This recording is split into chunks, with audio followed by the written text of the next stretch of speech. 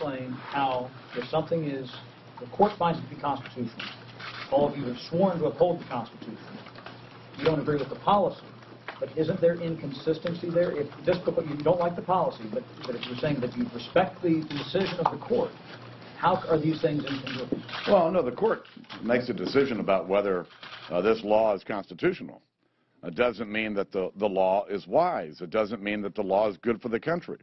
I give you an example. You look through the decision today, and the Chief Justice, in his opinion, outlines the fact that that the Commerce Clause, trying to expand on the Commerce Clause, is not constitutional, but because it's a tax, that it can proceed because the Congress has the ability to impose taxes. So the government could decide that we're going to tax you if you don't eat broccoli on Tuesday. Apparently, that's now constitutional, but I don't think it's a very wise law. Peter Boehner? No, I said. No. All you have to do is raise your hand. No words required. The House has already voted to repeal. It was one of the first votes you guys took. The Senate was unable to pass a repeal themselves. It was 51-47 over there. What makes it necessary to go forward and go through this fight again?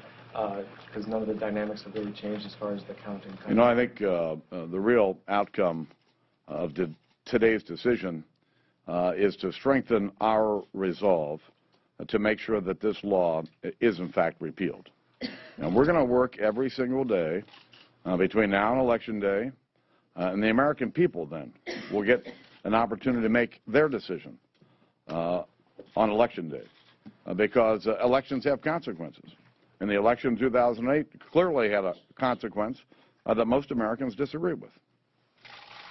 Were you surprised that Chief Justice Roberts became the swing vote with the more liberal members of the court on today's health care decision? I'm blessed that I'm not a lawyer. And so it's not for me to decide. The court, while I'm disappointed in their decision, they came to a decision. I respect it. Speaker Boehner, Democrats say that the fact that you're holding yet another vote to repeal this law is a sign that Republicans are sore losers, and that there are plenty of laws that Republicans have passed over the years that they're not holding votes constantly to repeal. Resolve. There's a lot of resolve amongst our colleagues and amongst the American people to stop a law that's hurting our economy, driving up the cost of health care, and making it more difficult for employers to hire new workers. The American people want this bill. They want it repealed.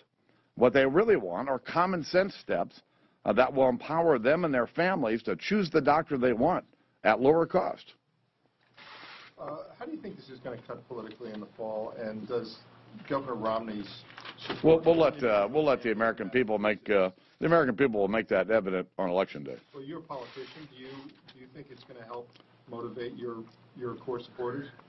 What I'm concerned about is a law that's driving up the cost of health care and making it harder for employers to hire people. That's what I'm concerned about.